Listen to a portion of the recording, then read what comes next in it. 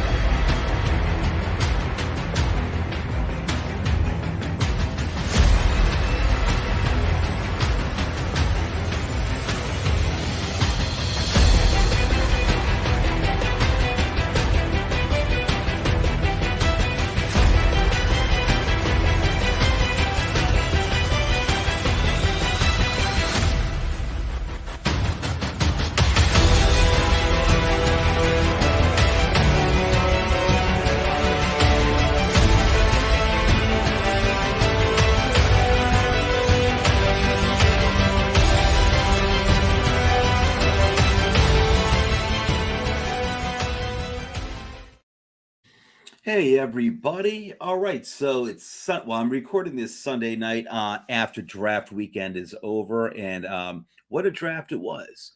Overall, I think it was a success. Um, I feel, I think many other Giants fans feel the same way. Where we're happy with the draft class, especially with the first pick. Um, but it's hard to be excited.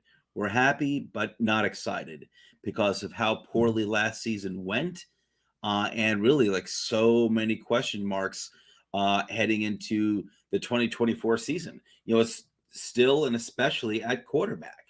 My number one question is the coaching, because last year was abysmal all across the field. I'm not absolving Daniel Jones of a thing. People, don't worry. I'm a longtime Daniel Jones supporter. I was very much ready to move on from him. I don't dislike Daniel. I don't hate Daniel. I love Daniel. I'll always respect the hell out of the guy. I was ready to move on if we were going to grab a quarterback, not just any quarterback, but Drake May. I was, or Jaden Daniels, if Jaden Daniels happened to fall to us, if we traded up for Drake May. Didn't happen. I'm glad they did not take a quarterback if they did not really believe in McCarthy and Penix, who was Penix was my backup option. But any of those guys, if they didn't believe in them, then don't do it. Just focus on stacking talent. And that was the right thing. But my main question mark, even ahead of the quarterback, Daniel Jones, you could put him head to head, neck and neck for me, and that is the coaching, because everything about the team was horrible last year, at least for the first 6 weeks. Yep, when Daniel was in there, it was really bad on the offense. The offensive line did not progress at all; it regressed. I know Andrew Thomas got injured, and that one keystone player going down can affect everything when every other player on the O line is young. They were all young last year. And I actually appreciated that. I was glad. I'm not going to be a hypocrite. Going into last year, I was happy to see that they were going to roll their young players out there. Obviously, JMS, who they drafted last year, Evan Neal, who's going into second year, Azudu and McKeithen, who they drafted in the 3rd and 6th round 2 years ago. I was happy to roll out with these guys, and I figured, you know what? Let's get these guys developed. They're probably all not going to hit, but Neal should progress. He did not. JMS could be starting slow as a rookie at center, should progress. He did not. Josh Azudu didn't really progress at left guard. He was surprisingly a little better at left tackle when he had to, out of necessity, play games at left tackle with Andrew Thomas down. And then Marcus McKeithen didn't really show anything. And it's a shame because those guards, they have a lot of athleticism and strength in both of them, especially Azudu. So it's a shame. But hopefully another year of seasoning, and those guys, at least Azudu, if not McKeithen, can show improvement. I do expect improvement this year from JMS, but I digress. I digress. My main issue is the coaching. The coaching last year was horrible. The team was bad on all sides of the ball. That team was not prepared for the season. That team did not look like it belonged on an NFL field. For the first few games last year, at least the first 4 games, maybe the first 6 games. They didn't look like they belonged on an NFL field. And I can't remember the last time. I've never seen a Giants team like that poor, play that poorly for that length of period of time, even in the mid 1990s, which were bad years for the Giants, and they were rebuilding, and they had Dave Brown at quarterback. Even then, they were. I'd never seen them that bad for that long of a period of time. They looked completely lost on offense and defense and special teams. Nothing was right about that. So, Brian Dable, he may be a quarterback whisperer and an offensive guru, allegedly. Um, Listen, dude, if you're going to be a head coach, you got to straighten out the ship because everything about that team was scary last year. So this is why I was happy with the results of the draft class. There are changes, and I'm going to mention that I think there were picks, especially earlier picks, rounds 2 and 3. I would have done a little differently, and I'm not discounting the players they got, especially Tyler Nubin, who I love. But we'll get there in a second. But anyway, so happy with the draft class. Just can't be excited until this team starts looking like a professional team on the field. You come out week 1 next week, and I don't care who it's against. You better look like you belong in the damn field. You better look like you belong in the damn field.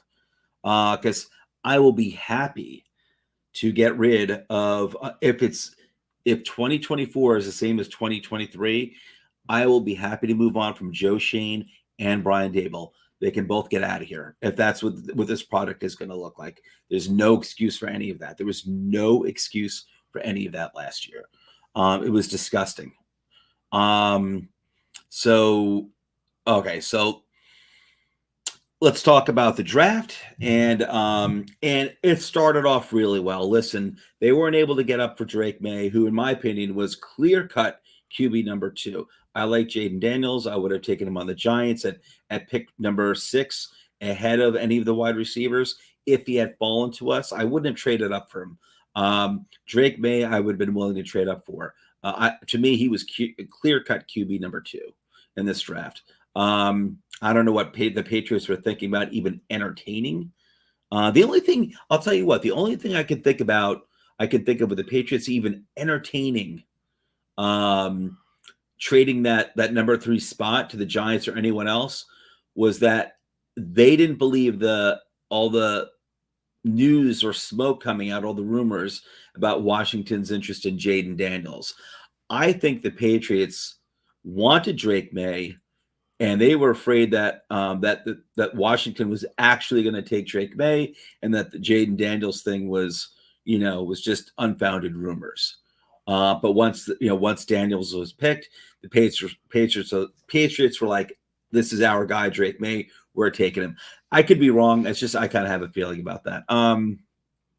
Anyway, so Thursday night was really cool. I did love hearing the name of Drake Neighbors called for the New York Giants. I got to say, I did change my mind, I'd say, the last few days before the draft. I had been saying all along for months and months that I'd like a new quarterback. I'd like to get a good young quarterback, restart the QB clock, even though we'd have Daniel Jones on the books for 2024. I'd like to restart the QB clock, but I would never ever reach for a quarterback in the top half of the first round, just to take a quarterback, regardless of how dire the quarterback situation is. I would never ever reach for a quarterback, not in the early first round. You can't mess around with those early first round picks, especially a team like ours, which is pretty devoid of talent. You need to hit on those picks. I don't care what the position is. If you're going to take a guy, he better be a really good player. He better be someone that you really believe in. And it is not a reach, to be honest, and especially at quarterback. So I was very happy to hear a wide receiver's name. I did say for months and months and months that Neighbors was my clear-cut wide receiver too. And to this day, he still is. I was never going to have Neighbors ahead of Marvin Harrison Jr. I'm sorry. If I could choose between the two, Would have been Marvin Harrison Jr. hands down. Nothing against Neighbors. I've heard other people saying, differently, that his ceiling's higher. Neighbors, maybe it depends on the offense he's in and the quarterback he's in. Marvin Harrison Jr. I think he is, true generational talent, and Neighbors can be a true generational talent too. But there's no way in hell, if I had to choose, I would not have blinked twice. I would have taken MHJ, and that's nothing against Neighbors, and it's nothing against Odunze. I do think Neighbors. I love the Neighbors type wide receiver. I really do. I love that OBJ type of wide receiver that you can deploy anywhere, especially deadly in the slot, but you could put him on the outside, and Neighbors, it's going to play a lot on the outside. They're not going to, they're not going to suddenly bench Wan'Dale Robinson, who looked really good last year as he was coming back from his injury, as he was getting healthier, as the season went along. Wan'Dale was looking good. Now, don't get me wrong, Wan'Dale's not Neighbors, and he never will be. But I think they have plenty of plans to get both of these guys, Neighbors and Wan'Dale Robinson, on the field at the same time. So I'm sure you're going to see Neighbors play. You'll probably see him play on the outside more than he did in college, which is fine. I think he's going to succeed wherever the hell you want to put the guy, just like OBJ did, just like OBJ. But I got to say, you know what? I probably would have won Odunze. Even though I've got Neighbors as my clear-cut number 2, I say clear-cut. That's no knock against Odunze. I think Odunze is going to be awesome. The dude is huge. He doesn't drop the ball. He is, he's 6'3" with an incredible arm radius, wingspan. The guy catches everything. And, good luck for cornerbacks trying to cover that guy in his 6'3" height and his really long arms. Good luck on that. And the thing about Odunze too is that even though, listen, like I said, if we were in a much better quarterback position, I would take Neighbors no matter what. I would have loved Neighbors over Odunze. But I'm worried about Neighbors. So I'm not saying he's a bad person or anything, but I am worried about, any issues he may have with Daniel Jones or just the overall quarterback situation, unhappiness with the quality in the room. And listen, I don't blame you, but you need to carry yourself in a certain way. And he hasn't done anything terribly wrong or anything, but he's kind of avoided questions on Daniel Jones, saying stuff like, oh, we'll see how something effective, like we'll see how the quarterback room, shakes out, how it develops, something like that. And he wasn't horrible or anything like that. But I'll tell you, what you say, you just say, hey man, I'm looking forward to Daniel Jones as the quarterback. I'm looking forward to playing with Daniel Jones. If the quarterback was Andrew Luck or Tyrod Taylor or Tommy Cutlets, you say, hey man, I'm so happy to be here, and I'm happy to play with Drew Lock or Tyrod Taylor or Tommy Cutlets. It doesn't matter. That's just what you say. Why? Because that's what a professional does. He's 20 years old and he's not turning 21 until May. So in a few days, sometime in the next few weeks, Neighbors is turning 21. But you know what? It's kind of like when you go into the military at the age of like 18 or 19. You go into the military, you're an adult. You're not a kid anymore. You're an adult. You just got drafted number 6 into the NFL. You gotta be a man. You gotta be a man. And a man doesn't make waves on a team when you're all, you may not like the quarterback, you may not like this, you may not like that. You're all striving for the same goal. And Daniel Jones has dealt with a lot of crap. Okay. This is not a guy like your boy, Jaden Daniels, who, really wasn't much of a college quarterback until this season, to be honest with you. Really didn't do much until this season. Daniel Jones never had a wide receiver combination of Malik Neighbors and who's the other wide receiver who went in the first round? I'm brain farting on the name. Big-bodied wide receiver, kind of like an Odunze type. They both went in the first round. He never had anything like that whatsoever. Never, ever. Look at Caleb Williams. He's going to first-round pick. He's going to Chicago. He's going to have DJ Moore, and he's going to have the number 9 pick, Rome Odunze. He's probably going to be like another Mike Evans, maybe even bigger, maybe even better. And you're going in your rookie year like that with DJ Moore and Roma Dunza. Daniel Jones has never, ever had anything close to that. And listen, guys, I realize this organization is done with Daniel Jones unless he has a miraculous comeback this year. Miraculous. This organization, this with him. And I get it, but I am going to still defend the guy.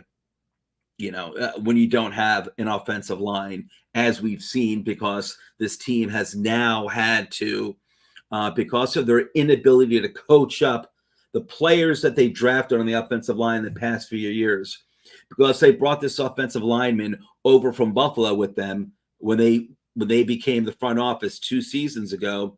When they brought that offensive lineman over from Buffalo, the coach, I should say, and Buffalo fans were saying on Twitter, they were telling us, good luck with that guy. And you know what? They were right. they were right. The fans are oftentimes right. When you get a coach coming over from another team, you can reach out to them and say, hey, what do you think of this coach? And you'll get really good, intelligent answers on this stuff.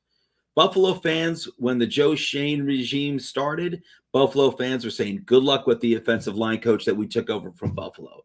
And why do they take this guy? Because they know him. Because he's their guy. He's their guy. That's what the NFL, maybe all sports, is about, but especially the NFL, it seems like. So that's what I'm focused on because it's my favorite game. It's my guy. It's the guy I know. He didn't develop anyone on the offensive line in Buffalo. I knew that. I saw that. They were always an average offensive line. It was Josh Allen and Stephon Diggs, and that's it. That's all. That's all they had in the offense. Josh Allen and Stephon Diggs. Their offensive line was like, There were nobodies in that line. But Josh Allen's an awesome athlete who will buy you all the time in the world, with his legs and his strength to get the ball downfield for plays to develop. Even when the plays break up or they're broken, he can buy time. And the offensive line wasn't great in Buffalo. But what did you see with the defensive line coach that we got from Minnesota a few years ago? He was shockingly let go. This is a dude that always had an awesome reputation. And Minnesota fans were very, is it Andre Patterson? Is that his name? Minnesota fans were very sorry to see him go. And he's been a great defensive line coach for the Giants. He's been great. So, you get a lot of good information on coaches from fan bases of other teams. And what we saw with the offensive line, I'm going off on it again, but it was absolutely inexcusable, unacceptable, and disgusting what we've seen with the Giants offensive line. Absolutely disgusting. There's no reason for Evan Neal to play the way he's played, to be statistically the worst friggin' right tackle in the league at the number, 6 or 7 pick 2 years ago. It's inexcusable. John Michael Schmitz. I'm not saying I ever thought he was going to be eventually a Pro Bowler, but I thought he would be fairly quickly. But even as time goes on, and I certainly haven't given up on him, where he could be just a good quality center for a long time. That he can go out there and you don't have to worry about anything for a long time. Same thing with Evan Neal. His floor should be, hey, you never turned out to be a Pro Bowler, but you know what, Evan, you're still a darn good right tackle. You're solid. We don't have to worry about anything. You could do a hell of a lot worse than Evan Neal. That is that guy's floor. And the fact that we somehow went into the basement, we went below Evan Neal's floor and we dragged him into the basement. I'm not blaming Evan Neal. I don't think he's a bust. This guy was not some massive reach like Eric Flowers. This guy on many people's boards 2 years ago, big boards, was the number 1 overall pick. I mean, pick your whatever what position you want to go with. But he was the overall worthy of the overall number 1 pick. And his right now, like his floor should have been, at least, hey, didn't live up to expectation, but wound up being, he's okay. He's decent. He's pretty good. Like I said, you can do a lot worse than Evan Neal. No, we've gone way below that floor. I mean, we're like in Evan Neal's basement, and we keep digging. We're digging a hole to China on Evan Neal's talent. It's disgusting. It's malpractice, and it's inexcusable. It's unacceptable. It really, really is. And so, what did we have to do now? We had to go and spend $17 million, at least just on two guys on the offensive line. Illuminor, the really very, very, very average right tackle, very average right tackle from the Raiders. We spent $7 million on him to compete with Evan Neal for right tackle as a security blanket in case Evan Neal once again craps the bed. And then we had to spend $10 million on John Runyon Jr., who's a good guard. He is a good guard, but we had to spend $10 million on him because we couldn't develop Ben Bredesen or Josh Azudu, who this regime drafted in the 3rd round a few years ago, or Marcus McKeithen, who I think they took in the 5th or 6th round a few years ago, the same draft class as Azudu, both of them out of UNC. You couldn't develop any of these guys. And they signed other guys, other offensive linemen. I never even heard of these guys in my life. I guess it's just like veteran depth because you've been unable to develop 4 linemen that you drafted. And the scary thing is, I know I got to talk more about the draft class. I will get there, but I'm still furious about all this because it affects everything. This organization's been disgusting in developing offensive linemen for a long time. It's like you have to, take your offensive lineman in this organization in the 1st or 2nd round, and even then still hope that you don't screw it up. That's how inept this organization has been in the offensive line. It's malpractice. There's no other word for it. It's completely inept. It's almost like intentional sabotage. I get furious just thinking about it. I'm supposed to be talking about the 2024 draft class, but here I am. I can't get excited about it because this organization, and including this current front office, which apparently is a bunch of geniuses from Buffalo, they can't get this stuff situated. They can't get it sorted out. They do have a new offensive line coach. Carmen Brasillo, I believe his name comes over from the Raiders, has a pretty good reputation.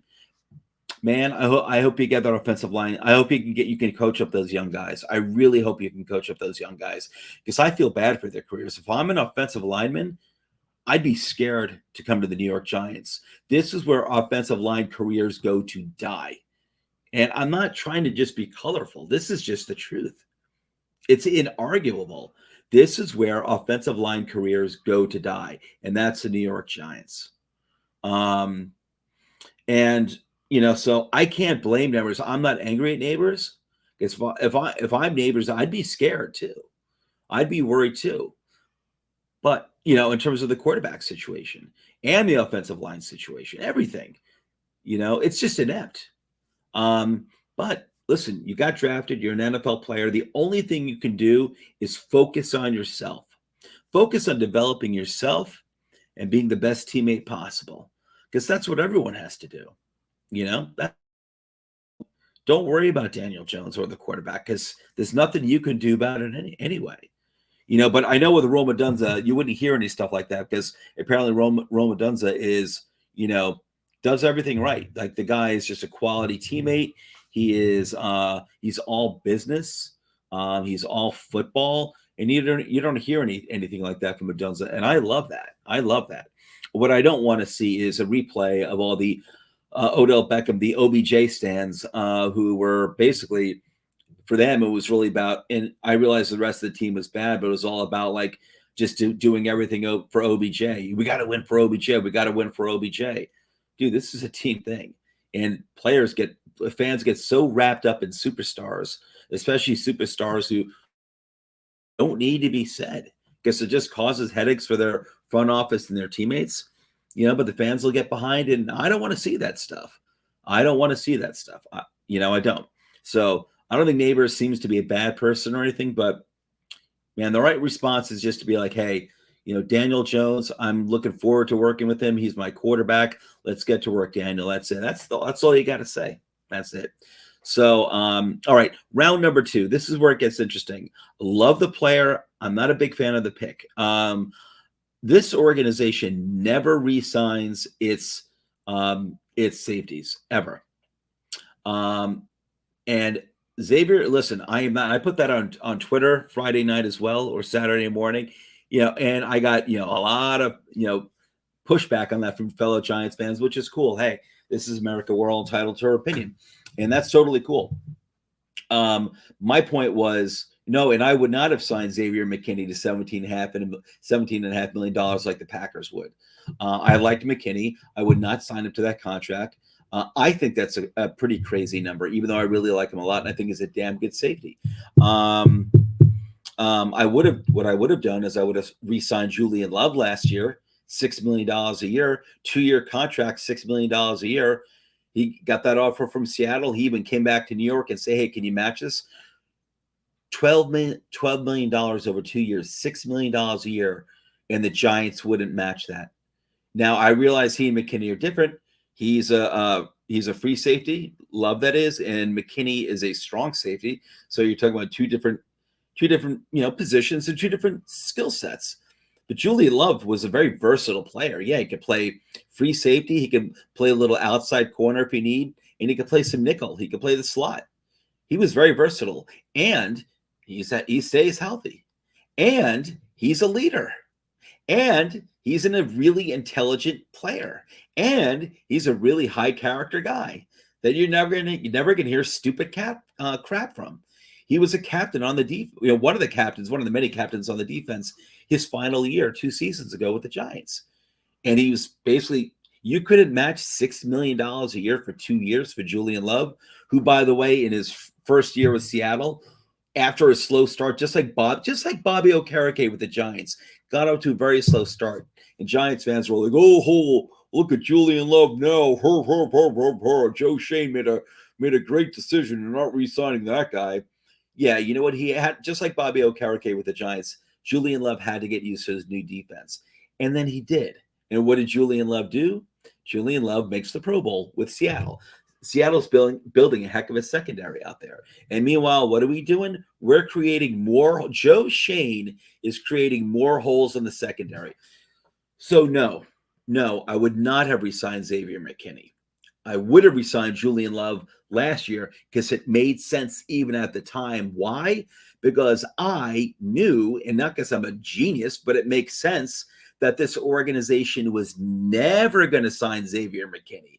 They were never going to sign Xavier McKinney this offseason because Xavier McKinney was always going to command and was going to get more money than Julian Love, much more.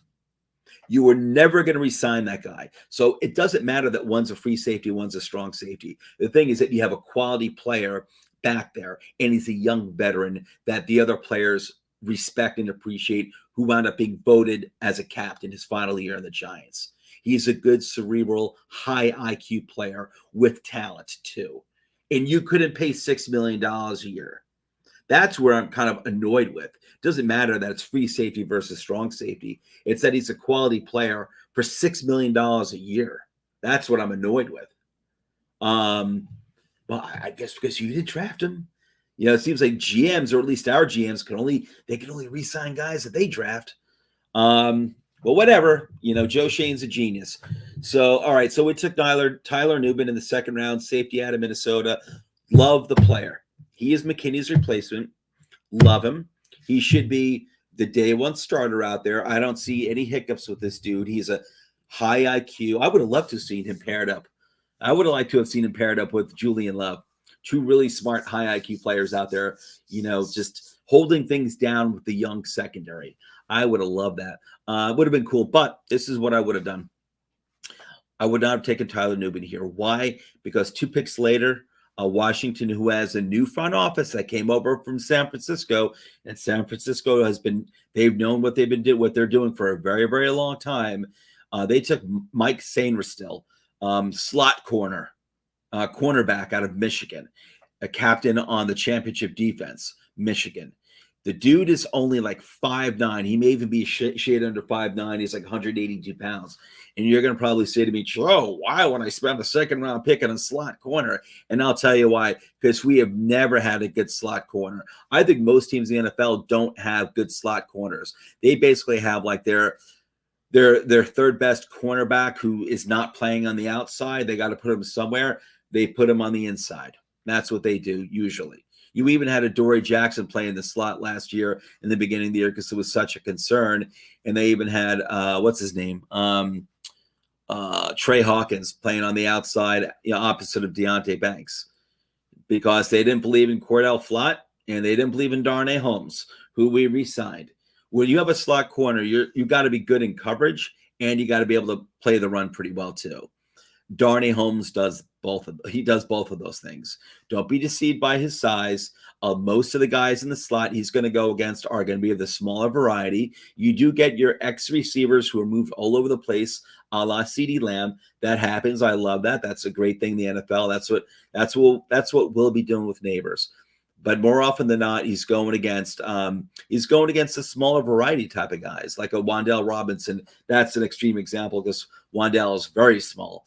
But still, he's got, given his size that he's 5'9", Mike Sainristil, that is, he is, he's got the quicks. He's got the speed to stay with these guys, the interior quickness to stay with these guys. He did it at Michigan against high-level opponents all the time. And the guy can friggin' cover. I think he was even a converted wide receiver, if I recall correctly. The guy can cover. And he's got a really high football IQ. He's reading the quarterback very, very well, just like Tyler Nubin does. Different position. One's a slot corner. Nubin's a strong safety. But just like Nubin, he's excellent at reading the quarterback. And that's why, even though he plays speed, he's got speed in his game. It's more of a short area quickness thing, which is what you need at the slot. The guy is reading the quarterback and diagnosing plays like that. And here's the thing too. If Tyler Nubin balls out, and people say, well, we'll have a really good safety for the next 4 years. If Tyler Nubin balls out, we're not re-signing him in 4 years. This organization will never, ever, ever re-sign a safety, or at least certainly not at that money that he will. If he plays, he'll get McKinney type money. It'll be even more, of course. It'll be 4 years from now, but in 4 years, they're not going to play unless they sign him to an early extension. Say Nubin balls out his rookie year, and say he balls out next year. He's a second round player, so there is no fifth year. There's no fifth year for these guys. These are 4-year contracts for anyone who's picked after the first round. These are 4-year contracts. So if Nubin balls out this year, which I think he will, and if he balls out next year, they should try to extend him right from there. You could try to extend him after the third year, but it's going to cost you a lot. It'll cost you a lot. And I don't think the Giants will ever do it. So I would assume, and I could be wrong, but I would assume that if you get yourself a really good slot corner and he excels at it, as opposed to Cordell Flott and Darnay Holmes and all the other slot corners we've had going back for an extremely long time, if you can actually get a guy who excels at that position, especially considering that you need, 3 corners on the field pretty much, not every play, but almost every play in the NFL these days, given how often the offenses are passing the ball. That would be if Sainristil were to excel, and I certainly believe, I have no reason to believe that he wouldn't. If he excels, he'd probably be worth his weight in gold in a few years when it's time to renew him. And that's probably a position, I would assume, cornerback, that it's slot corner, but it's still cornerback. I'd assume that if he balls out, just like Nubin will, that you'd actually re-up Sainristil. Like I said, I don't see the point in taking a safety. As much as I love Nubin, if this organization, regardless of who the general manager is, they never seem to care about re-signing these safeties. Why do that in the second round? There's so much value out there. You can go offensive line, you can go defensive tackle, you could have started stacking that edge if you wanted to. There was Marshawn Nealand out there, who I really like a lot, out of Western Michigan. Be a little bit of a developmental player. That guy's he's an athletic, big-bodied defensive end. And we all know Ojulari's going to be gone next year. Ojulari's not going to be here next year. He's gone. Even if it comes back this year and he actually stays healthy, which is not going to happen, but he actually stays healthy and he balls out, they're not going to retain Ojulari. Not going to give him a big contract. So it would be nice to have, the guy developing behind Brian Burns, Kayvon Thibodeau, start stacking that type of talent. And honestly, I think at this point, I would actually, from the Giants, I would transition from a 3-4 to a base 4-3 defense. That's what I would do. I think it's time to do it. I really do. I'd rather start stacking defensive ends, edge rushers, to be honest with you. I'd rather be able to go NASCAR down the road. And I think it would be easier to do that with a 4-3 defense than a 3-4 base defense. I think they should pivot back to just switch back to being a 4-3 defense, start stacking talent at the defensive end position. Anyway, so listen, again, I love Tyler Nubin. I like the pick. I would love the pick. I would love the pick if I felt like the Giants would actually sign this guy down the road 4 years from now. It doesn't make any sense to me to pick positions in the second round that you're not going to keep more than 4 years. Even if the guy balls out, you're not going to keep. And you could be saying to yourself right now, like, Joe, how the hell do you know that they're not going to re-sign this guy? I could be wrong, but I have, based on our history with the safety position, I have no reason to believe that this guy will be given a second contract if he performs really, really well. Maybe he just performs mediocre, which is not going to happen. But let's say Newman underperforms and he's just kind of like a so-so guy who never lives up to his second round billing, but he's serviceable. Yeah, they'll probably be willing to pay as a serviceable safety. They're not going to pay. Giants will never pay a really good safety. They're not going to do that. The only time they did that was Antrell Roll, but that was a team that was looking to make a push for another Super Bowl, and they did. With Roll as one of its leaders, they won Super Bowl 46 in 2011. And that was a great signing. That was one of the best free agent signings we ever had. So again, I love Nubin, but I'm taking players in the second round who I feel like, and there was plenty of talent here in the second round where it's got to be a position where if this guy balls out, I'm going to be looking to give him an extension. I know it sounds kind of crazy because it sounds like I'm getting way ahead of myself, but sorry, man. I think you get some pretty good, decent safeties out there, starting safeties at a decent price. You don't have to pay Xavier McKinney almost $18 million a year. I think you can get pretty quality veteran safeties out there, for less money. And we could have had Julian Love, but no, didn't want to do that because we can't pay our safeties. Anyway, okay, so third round. So I would have taken Sainer still. I'm going to start keeping notes on this too. I'm going to go back to next year too, because I think I remember who I would have taken, in place of some of those picks last year. I liked the draft class last year. I did. There were things I would have done differently. You know what? I'm going to start taking notes and keeping track of the stuff. All right. I don't want to make this too long of a video. We're at 37 minutes already, but I have a lot to get off my chest because I am, you know what? New York Giants organization, you better be paying attention to the fans, the New York Giants fans, because they are tired. And I'll be honest, they're kind of getting disinterested. And I'd rather have my fan base angry than disinterested. I think they're tired, and I don't mean tired like I'm sick and tired and I'm angry. No, I think they're getting tired and disinterested. The fan base was extremely dispirited this season, and like I said, this is a good draft class that the Giants had. But when the best you can kind of really do, I think, is be happy but not get excited. That's scary. As I'm just speaking to Giants ownership and front office. You're in trouble. I'm telling you, you're in trouble of shedding fans. I think of at least fans turning off the TV and just waiting, until you guys get good, whenever that is in the future, near future or long-term future. Waiting, just turning things off. Turning their attention to other areas of their life and just tuning the Giants back on, tuning them back in when the Giants start playing and acting like a well-run organization again. So it's just my warning to the Giants. I think it's been too long. I think you've got a chance here of really starting to lose some of the fan base, at least interest. I'm not saying their loyalty, but their interest. Anyway, so third round pick. All right, so this is another move where, and I saw Justin Pennick's video today, and others agree with me on this too. I thought this was a head scratcher. This is nothing against Nothing against our third round pick, who was again, I'm sorry, was it Drew Phillips? I'm brain farting on the name right now. It's 11 o'clock. I'm a little tired. Cornerback out of Kentucky. Was it Drew Phillips? Sorry, it's 10 p.m. Sunday night. Been a long day. I'm kind of tired. Who did we take again? Drew Phillips. Andrew Phillips out of Kentucky. I had my eye on this guy as a possibility in the third round, so I'm not going to be a hypocrite. I don't dislike the player. He was actually a player I really had on my mind in the fourth round. I thought he was actually a guy that could kind of fall to the fourth round, actually.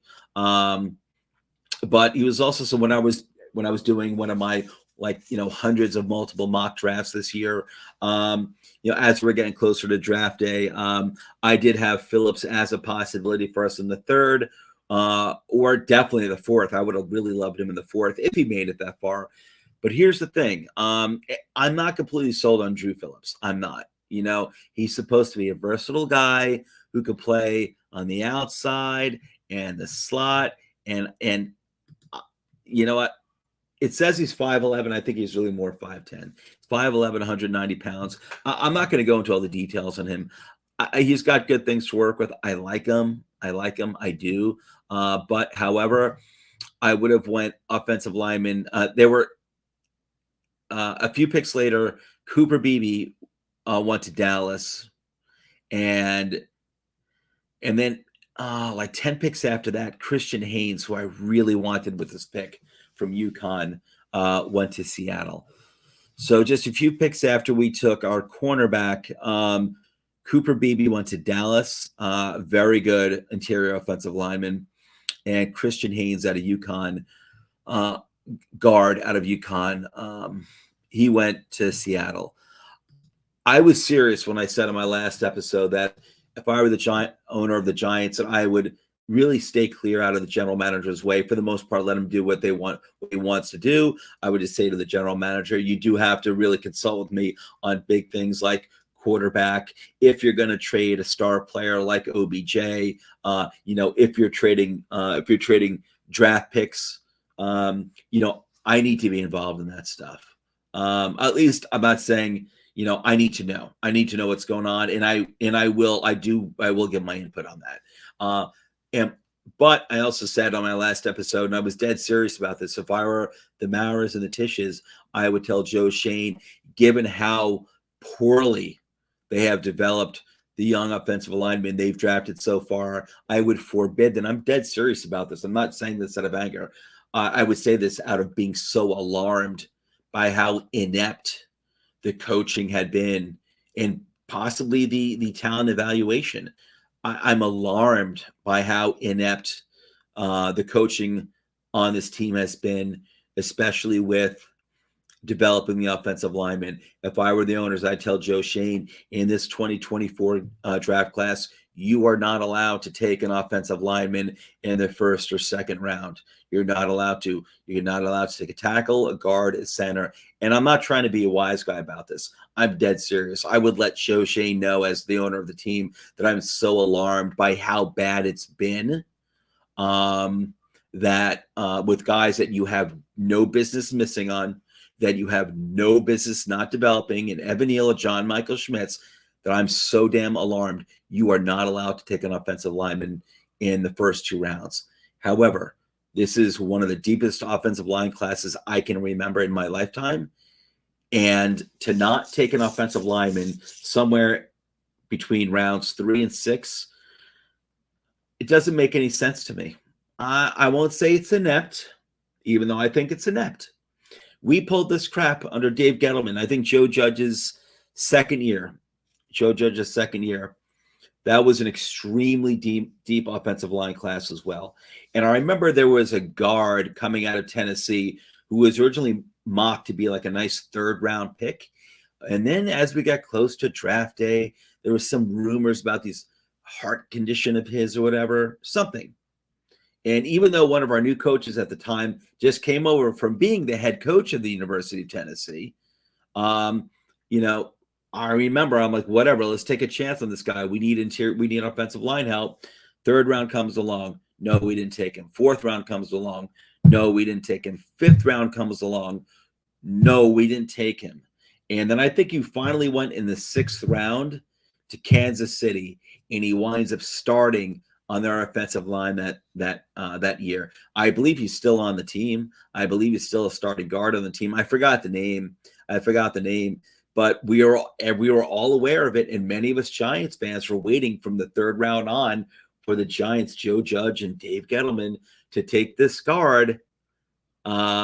Who, apparently there are rumors of some sort of, heart issue or blood issue. Maybe it was a blood issue, something like that. And they didn't take him. And they didn't take any offensive linemen. It was insane. I think yet again, their excuse had been like, well, we did spend a lot of draft capital like the past few years on young offensive linemen. It doesn't matter. Not all these guys are going to hit anyway. Some of them won't even develop into being serviceable backups. Every single year, every single offensive play, you have to roll 5 offensive linemen out there, regardless. By law, by NFL law, by rules, you need to roll out 5 offensive linemen every play. You could do 6 sometimes if you want, but at a minimum, it's got to be 5 offensive linemen. Even if you draft and eventually develop all 5 offensive linemen into being Pro Bowlers, you're not going to be able to afford to keep financially 5 Pro Bowlers for the next 10 to 12 to 15 years on your offensive line. You always have to be bringing young bodies in. Not everyone's going to succeed, but to not take an offensive lineman anywhere in this draft after the second round, you got to be kidding me.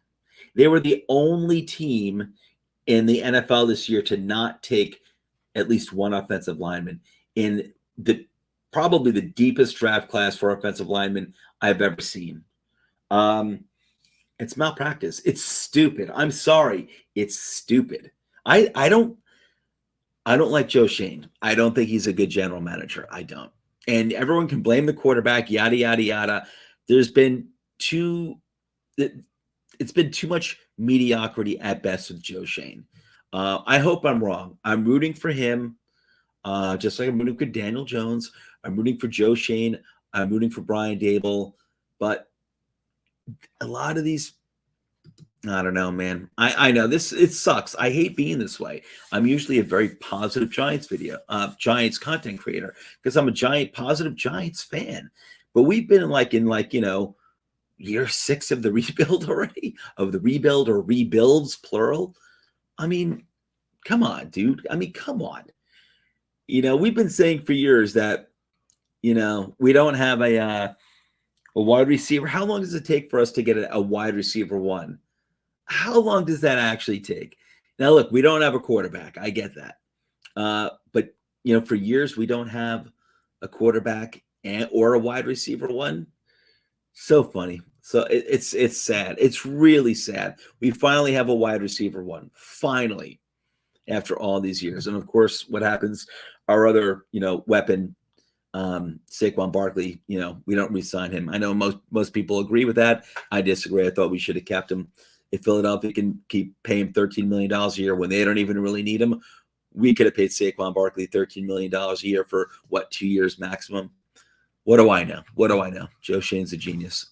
And I know running backs running backs really aren't worth, nobody wants a running back except for your 2 best teams, the NFC, who are paying McCaffrey and Saquon Barkley respectively. Anyway, all right. So our fourth. So Drew Phillips, nothing against you, buddy, but I would have won offensive line there. I would have won Christian Haynes. I would have won Christian Haynes or Cooper Beebe. One or the other. It doesn't really matter. I would have taken either or, and I would have been happy with them. Guard in the 3rd round. All right, 4th round. I love this pick. I do want to wrap up this video, so I'm not gonna spend too much time. I will say this about Theo Johnson. Love this pick.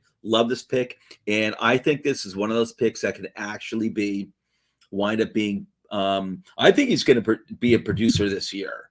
I'm not saying game 1. Maybe as the season goes on. I think this dude's pretty polished. He's a polished player.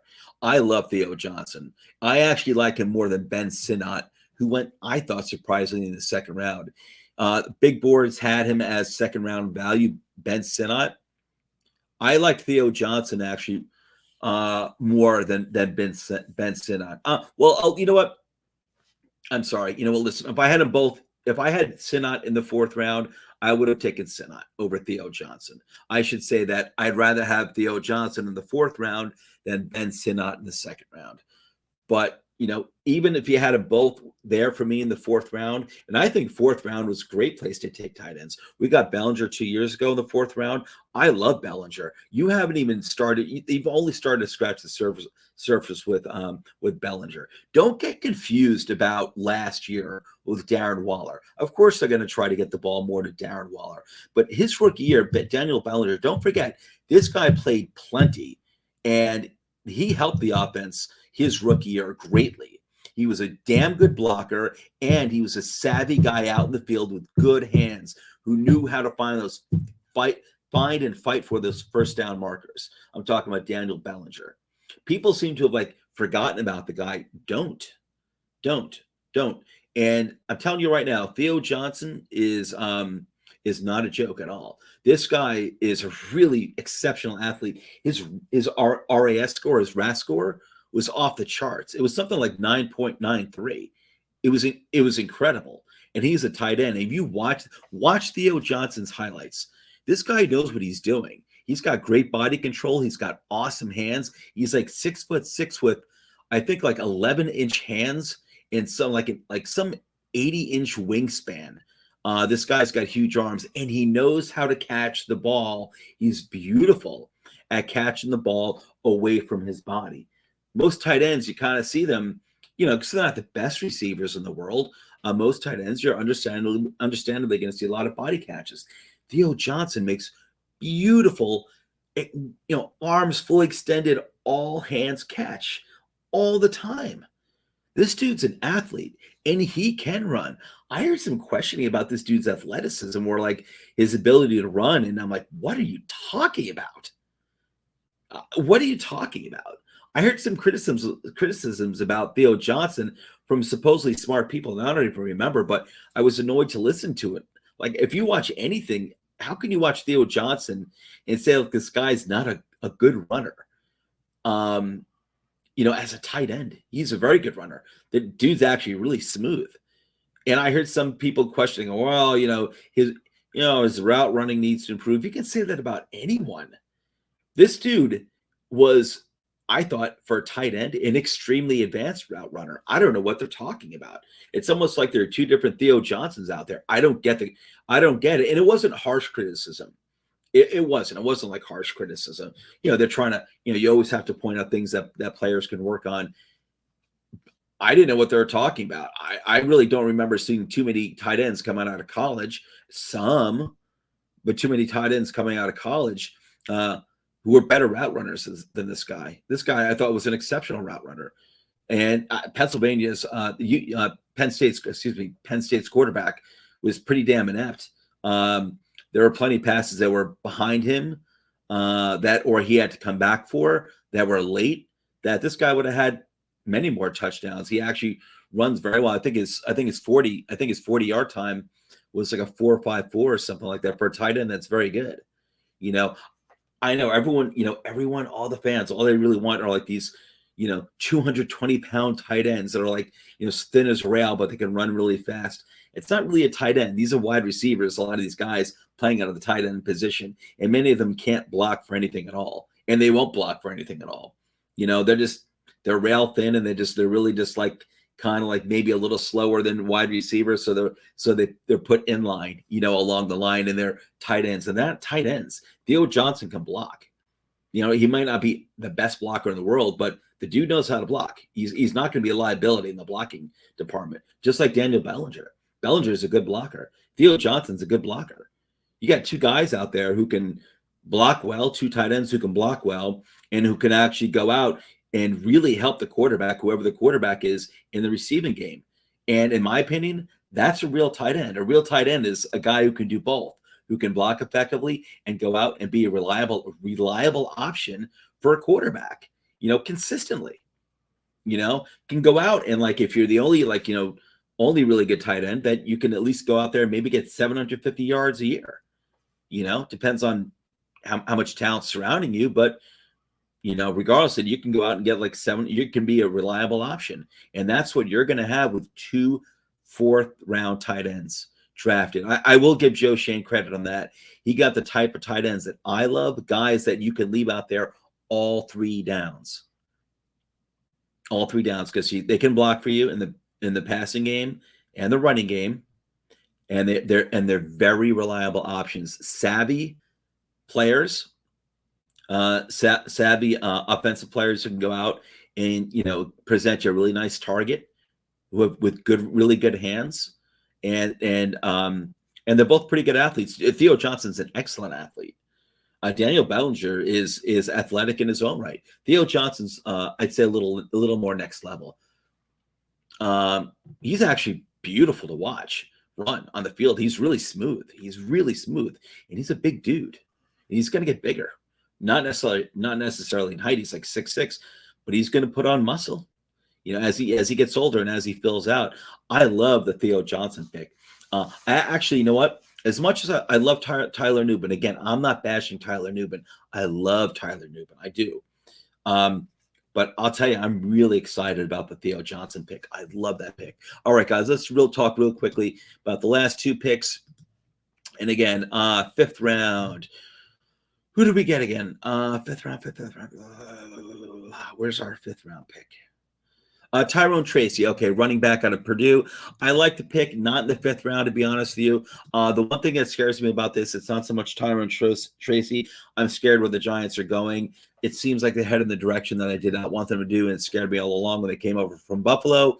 And that is that I have a feeling we are not going to wind up with this. I have a feeling Brian Dibble does not believe in having bell cow running backs, just like they never did. They have never had in Buffalo for Josh Allen.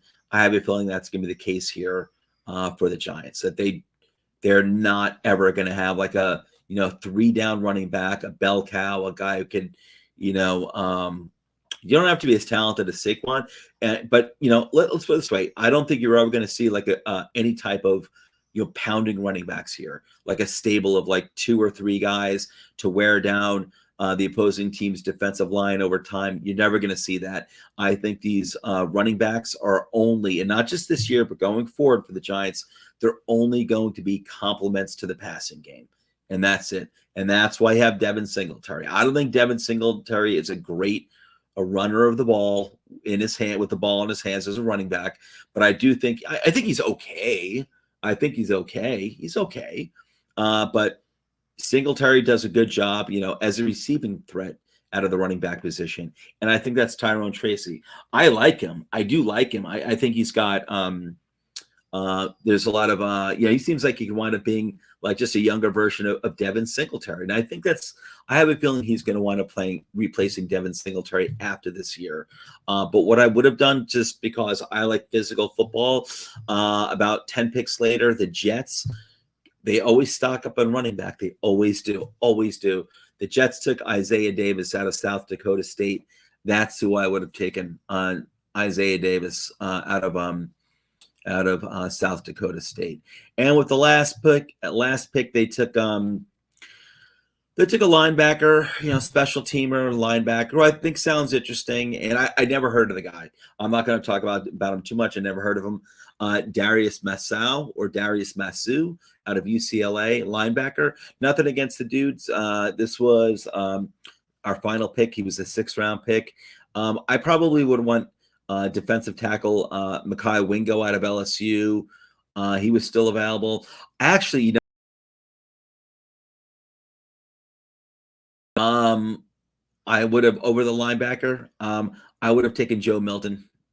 Yeah, I would have taken Joe Milton, who the Patriots took. I would have taken Joe Milton, quarterback out of Tennessee. Now he'll probably wind up, never really being much, but the dude is bigger than Josh Allen in size. He's like 6'5", and the dude runs really, really well, and he could throw the ball easily without blinking an eye 80 yards, and I'm not even exaggerating.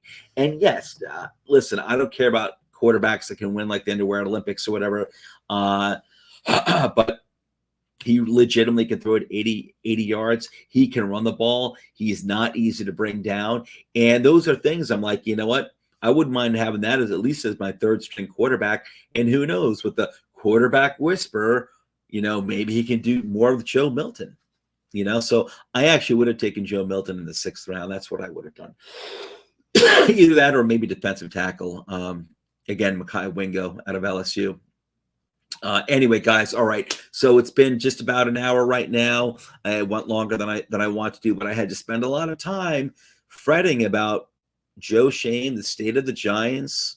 And again, I do like this draft class. I wish I could be more excited, but last year was so scary, and I don't know, man. We'll see what happens, but I'm not on the Joe Schoen train. All right, I'm not. I do like this draft class a lot, but they got to put everything together. This is his 3rd year. This is Brian Dable's 3rd year. I know they lost coaches last year, but I like the coaches they brought in, and the offensive line coach has to be better. I would assume he's going to be better. But listen, it's their 3rd year under the Dable and Schoen regime. It is time to put this package together and start winning games and start being a good team and building off of that. No more good year and then horrible year and then good year maybe and then a bad year. No more of that. I want to see an upwards trajectory from here on out, and that's what I want to see. So anyway, but hats off. Like I said, a lot of these picks I really liked a lot. I do like this draft class. I do. I would have done some things differently. And I gave you my reasons why, but I do like this draft class. I really do. Anyway, guys, I'm out of here. Let's just get more. Let's start stacking talent, Giants fans. Let's start stacking talent. We'll figure the quarterback position out, whether it's Joe Schoen or another general manager. We'll figure it out. We'll get a new quarterback eventually if we need to. We probably will. We'll probably have to. It'll fix. It'll sort itself out. Let's just root for this team to get better. Let's win some games. Let's not look inept. Let's look like we belong on the field, and let's just win some games and have some fun. That's what we want as diehard Giants fans. And I think this organization deserves it. I love this organization. I do. I love the Giants. So much great history. It just stinks over the past 10 years, just how bad it's been. It's disgusting. But Joe Schoen, I'm not on board. I'm not a believer of yours anymore necessarily. You're going to have to win me over again. But I'm leaving myself open to be won over again by both Joe Schoen and Brian Dable. I'm not rooting against you. I'm rooting for you. Let's do it. Let's get it done. All right, guys, here's my outro video, and I'll catch you soon with another video. Love you all, Giants fans. Let's go, Giants. Love you.